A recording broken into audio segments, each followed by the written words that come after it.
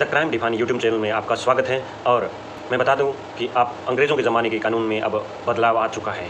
कब लागू होंगे इसके बारे में भी थोड़ी बात करेंगे, लेकिन अब धोखेबाज 420 नहीं होगा, अर्थात जो धारा 420 लगती थी वो अब धोखेबाज नहीं है। और बलात्कारियों को सजाए मौत।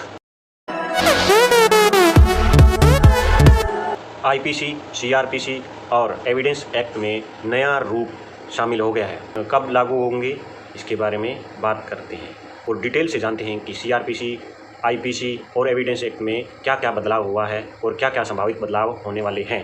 तो उनमें कुछ धाराएं भी होंगी और क्या क्या उनका नाम भी चेंज कर दिया है और धाराएं भी बदल चुकी है।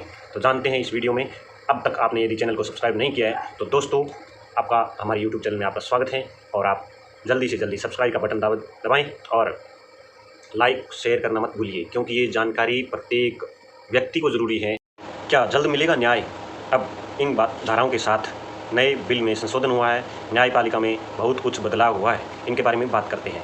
भारतीय न्याय संहिता, इसमें भी बदलाव हो चुका है। जो आईपीसी थी उसकी जगह अब क्या है? भारतीय न्याय संहिता, भारतीय नागरिक सुरक्षा संहिता और एविडेंस एक्ट बदल गई है। धाराएं भी, न कि इनका नाम के साथ साथ धाराएं भी बदल चुकी है।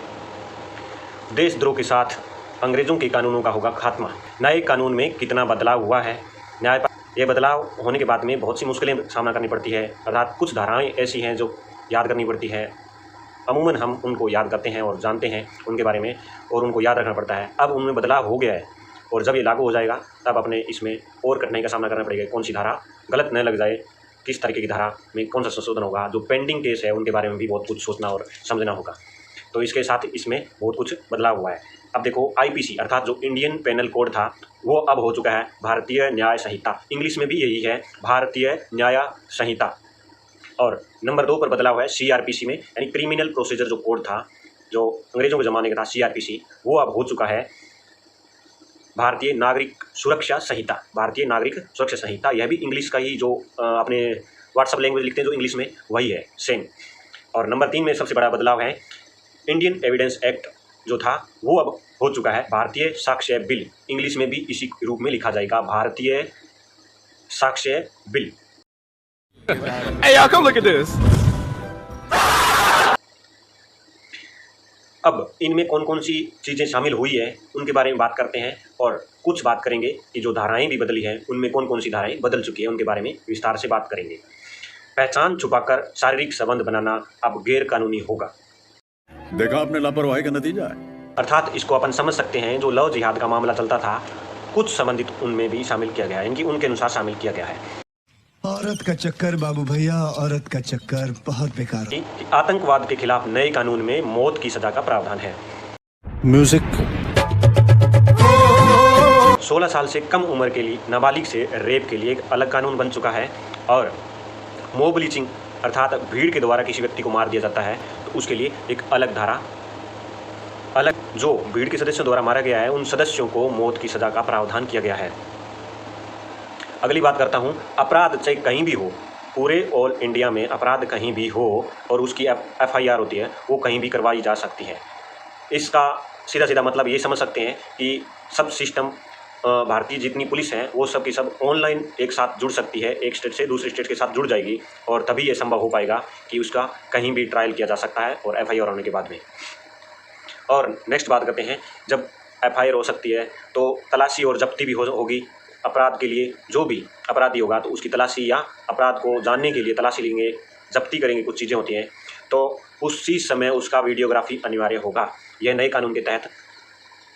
और लापरवाही से यदि किसी व्यक्ति की मौत हो जाती है, अर्थात हम उल्टी साइड में यदि ड्राइविंग करते हैं, बहुत से ऐसे देखे मैंने जो उल्टी साइड में ड्राइविंग करते हैं, उनकी वजह से किसी व्यक्ति द्वारा एक्सीडेंट होकर उस व्यक्ति की मौत हो जाती है, सामने वाले की, जिसे हमने टक्कर मार दी है, तो उसमें भी क्या है, जो सजा थी पहले 2 वर्ष की, अब वो बढ़ाकर कर दी है नए कानून के तहत 7 वर्ष की।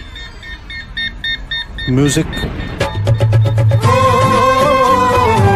भारत की एकता, संप्रभुता, अखंडता को खतरे में डालने वाले कृत्य के रूप में इस कानून में अलग प्रावधान है। इस कृत्य में न्यूनतम सजा पहले 3 वर्ष थी, अब बढ़ाकर इसमें 7 वर्ष कर दी गई है। अप्राकृतिक यौन अपराध के लिए कोई धारा नहीं है, जो पहले 377 थी वो हटा दी गई है।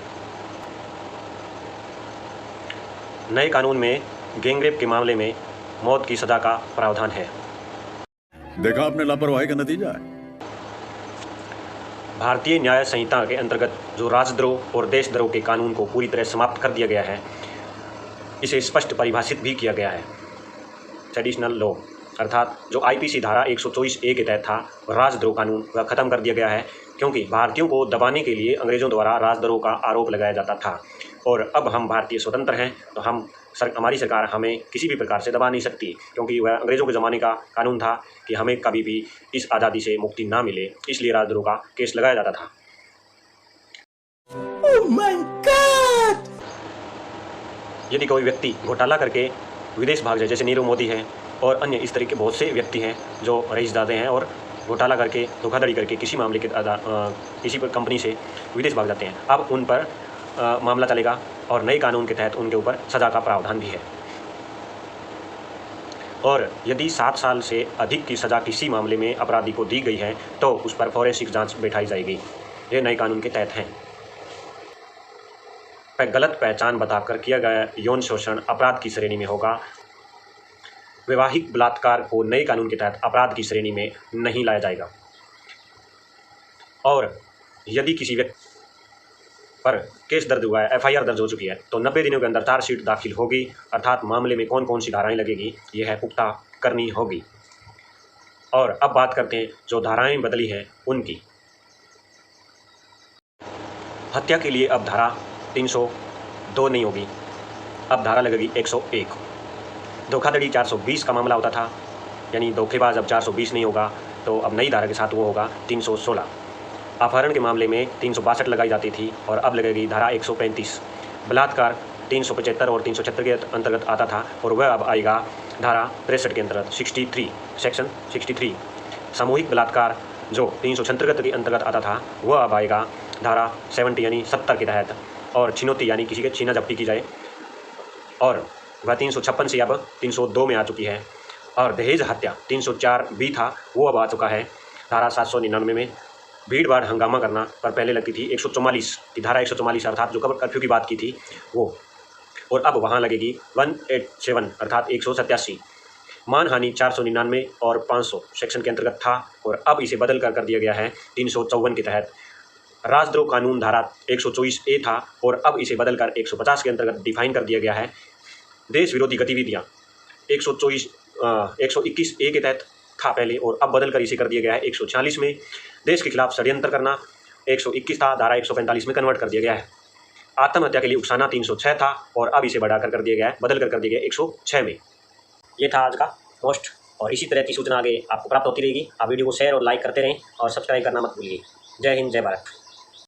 म्यूजिक